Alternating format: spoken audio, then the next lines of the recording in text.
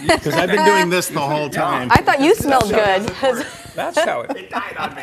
Yeah, that's how it works when we share microphones. Yeah, that's the TV magic here. Great sports talk. Good job. About a blooper tape Team effort. And you know what? With the mics kind of like not doing their thing and the weather is being crazy, let's just call this a wacky Wednesday. There you go.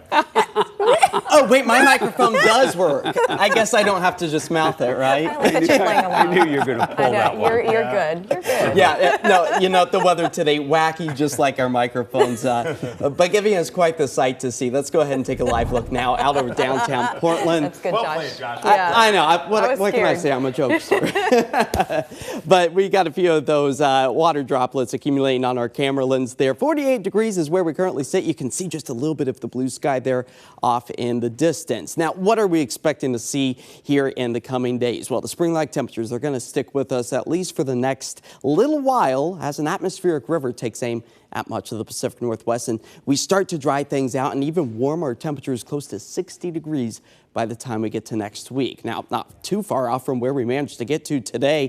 50 degrees for Portland, Vancouver, slightly cooler at about 48, and that's exactly where we should be sitting for this time of year, with our average sitting at that 48-degree mark. A live look now at the cloudy, rainy conditions seen out towards the Vancouver waterfront, thanks to our Hotel Indigo Kirkland Tower camera for giving us that view. 48 degrees is where we currently sit, expected to not move or vary very much at all through the rest of tonight, as those on-again, off-again rain showers are a very real likelihood. Now, we do have a history of seeing at least one bolt of lightning in the Portland metro area earlier today, and that threat still remains for the next several hours for the Willamette Valley, parts of the coast, and even parts of the foothills of the Cascades, as downpours, small hail, and of course that lightning potential still remains, as our rain accumulation today has neared almost 7/10 of an inch for Portland, just the same for the McMinnville area, with almost 3/4 of an inch found out along the coast. Now, the moisture is still finding its way into parts of the I-5 corridor, now just starting to track its way over the high terrain of the Cascades. That's where it will flip over to snow, all above about 5,000 feet or so.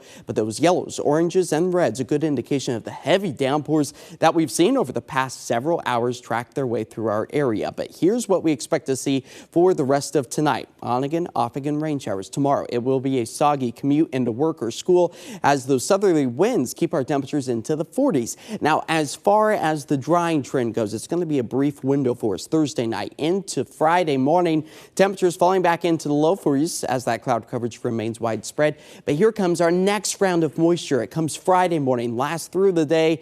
It's persistent. It's widespread. It just so happens to be an atmospheric river. That's a river of water above our heads stretching from the state of Hawaii into the Pacific Northwest, and that will just keep that rain trend going at least through Saturday. But until we get there, Friday, expecting from now through Friday, expecting close to about 1/4 to a half inch of rain for the Portland area, maybe an inch, inch and a half for parts of the coast. But as far as the snow accumulation goes, all above about 4,500 feet. So our ski resorts, skiers and snowers, I can hear you cheering right now. 8 to 10 inches of additional rain, and maybe a little bit of freezing rain possible just on the east side of Oregon's tallest peak. Now, this all coming off of the heels of some good base layers. Once again, returning 105 inches for Timberline Lodge.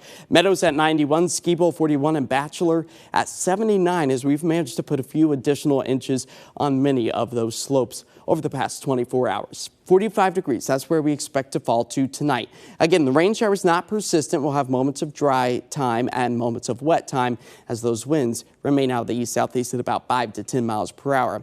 Transitioning a little bit more with those winds out of the south, helping to keep our temperatures in the low 50s. Again, tomorrow, a few dry moments and a few wet moments as well, and some of those could potentially have maybe a bolt of lightning and a rumble of thunder.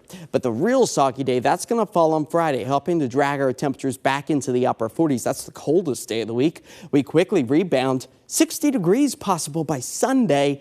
That comes with drier skies on Monday. We keep the cloud coverage, but again, with those highs close to 60 degrees, that is a sight for sore eyes after last week's sub-freezing temperatures that kept us locked in winter's grip. Now just a distant memory as we warm up and dry up next week. Felt like it happened a year ago. It really does. Sort of. Thanks. Well, here's a story coming up.